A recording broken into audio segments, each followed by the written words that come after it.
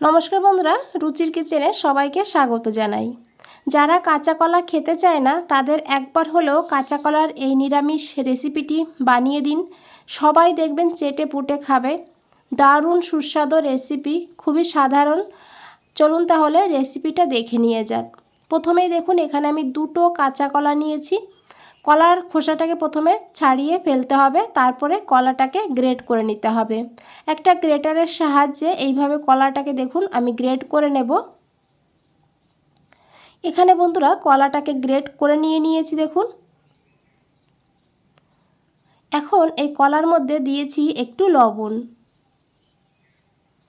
আর দিয়েছি এখানে অল্প করে একটু জিরের গুঁড়ো, অল্প করে দিতে হবে। আর দিয়েছি অল্প করে একটু ধনিয়ার গুঁড়ো। যেহেতু সম্পূর্ণ নিরামিষ রান্নাটা, সেই কারণে এই মশলাগুলো দিতে হবে।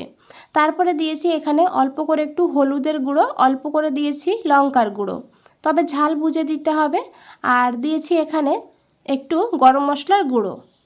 এখন এটাকে সাইডে রেখে দেব। আর এদিকে দেখুন আমি হাফ কাপ মুগের ডাল 1 ঘন্টা আগে ভিজিয়ে রেখেছিলাম, ভালো করে ধুয়ে। ডালটা ভালোভাবে ভিজে গিয়েছে। এখন ডালের জলটা ফেলে দেব। এদিকে আমি একটা জার নিয়েছি, এই জারের মধ্যে ডালটাকে বেটে নেব। তো ডালগুলোকে এইভাবে তুলে দিয়ে দিতে হবে, জল দিতে হবে না, শুধু ডালগুলোকেই দিতে হবে।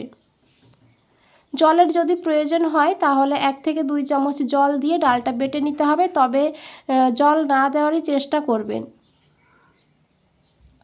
এখানে দেখুন আমি ডালটাকে বেটে নেব। তো এখানে আমি 2 চামচ জল দিয়েছি, জল দিয়ে এইভাবে ডালটাকে বেটে নিয়েছি। ডালটাকে সাইডে রেখে দিয়ে এদিকে দেখুন আমি একটা ফ্রাই প্যান বসিয়ে নিয়েছি 1 চামচ সাদা তেল। রান্নাটা আমি সাদা তেলেই করেছি। তেলটা গরম হয়ে গেলে দিয়ে দিয়েছি এই কলাগুলো। কলাটাকে 2 মিনিট ভেজে নেব মিডিয়াম ফ্লেমে। এতে কলাটাও ভাজা হয়ে যাবে, আবার এই মশলাগুলোও কিন্তু একটু ভাজা ভাজা হয়ে যাবে। এখানে বন্ধুরা খুব সুন্দর একটা গন্ধ বেরিয়েছে। আপনারা যখন এইভাবে বানাবেন তখন বুঝতে পারবেন। তো দেখুন কলাটা এখানে আমার ভাজা হয়ে গিয়েছে। এখন এখানে দিয়ে দিয়েছি বেটে রাখা ডাল। পুরোটাই কিন্তু এখানে দিয়ে দিয়েছি, জারে অল্প করে একটু রেখে দেব। আর এখন এইভাবে ভালো করে মিশিয়ে নিতে হবে। গ্যাসের ফ্লেমটা একদম লোতে রাখতে হবে। লোতে রেখে এইভাবে ভালো করে নাড়াচাড়া করে রান্নাটা করে নিতে হবে। যখন দেখবেন একদম আঠালো হয়ে গেছে, একটা ডোর মতন হয়ে গিয়েছে, তখন কিন্তু গ্যাসটা বন্ধ করে দিতে হবে। দেখুন এখানে কিন্তু হয়েই গিয়েছে, দেখে বুঝতেই পেরেছেন এটা কিন্তু একদম একটা ডোর মতন হয়ে গিয়েছে, এক জায়গায় হয়ে যাচ্ছে। এখন আমি গ্যাসটা বন্ধ করে এই কলাটাকে নামিয়ে নিতে হবে। এদিকে একটা প্লেট নিয়েছি, প্লেটে একটু তেল লাগিয়ে নিলে হয় ভালো। আর তারপরে এই কলাটাকে নামিয়ে নিতে হবে। এটাকে হালকা ঠান্ডা করে নিতে হবে। হাত দিয়ে ধরতে পারবেন সেইভাবে ঠান্ডা করবেন, একদম ঠান্ডা করবেন না। আর দেখুন আমি হাত দিয়ে ধরতে পারছি, তবে হাতে এখনও গরম লাগছে। তো এইভাবে কলাটাকে এখন মেখে নিতে হবে। তো এখানে আমি দিয়ে দিচ্ছি 1 চামচ ময়দা। ময়দাটা অবশ্যই দেবেন, ময়দাটা দিলে তাহলে এই বড়াগুলো একদম নরম থাকবে। ময়দা দিয়ে এখন খুব ভালো করে এইভাবে হাত দিয়ে মেখে নিতে হবে। তো দেখুন বন্ধুরা খুব ভালো করে মেখে নিয়েছি, এইভাবে একটা ডোর মতন বানিয়ে নিয়েছি।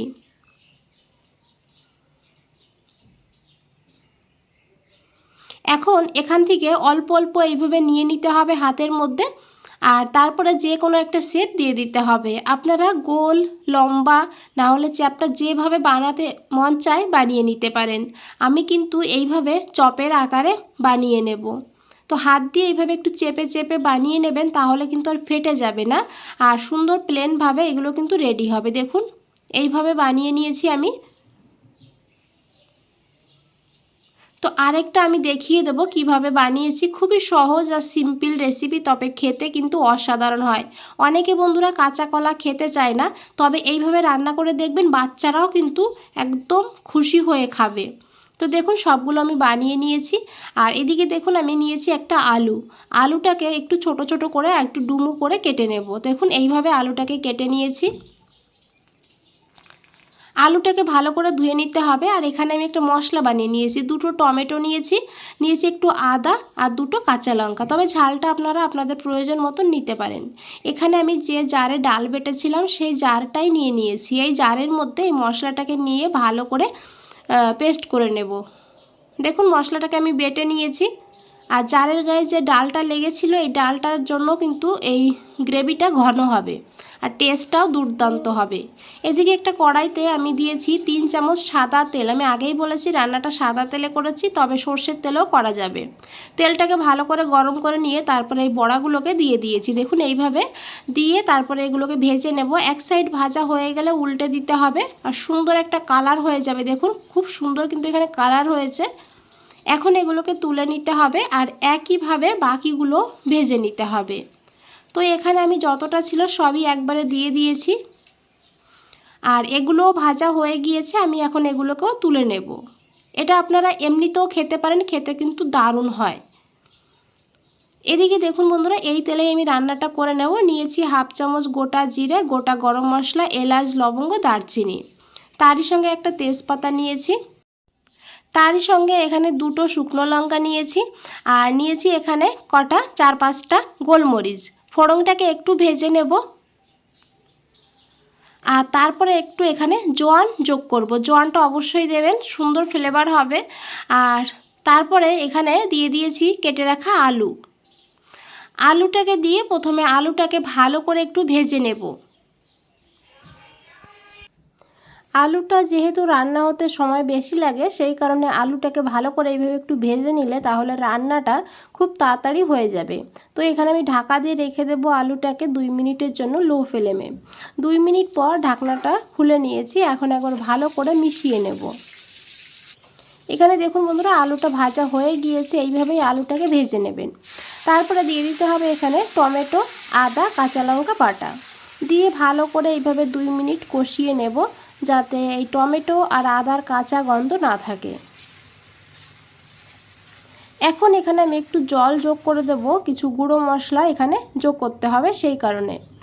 তো আমি জার ধুয়ে অল্প করে জল দিয়ে দিয়েছি আর দিয়েছি এখানে হাফ চামচের একটু কম দিয়েছি জিরের গুঁড়ো আর দিয়েছি হাফ চামচ ধনিয়ার গুঁড়ো আর দিয়েছি এখানে পরিমাণ মতন লবণ আর তারপরে দিয়েছি এখানে হাফ চামচ মতন কাশ্মীরি লঙ্কার গুঁড়ো। কাশ্মীরি লঙ্কার গুঁড়ো দিলে কালারটা সুন্দর হবে, তবে ঝাল হবে না। আপনারা দিতে না চাইলে স্কিপ করেও রান্নাটা করতে পারেন। হাফ চামচ দিয়েছি হলুদের গুঁড়ো। এখন খুব ভালো করে মিশিয়ে নেব।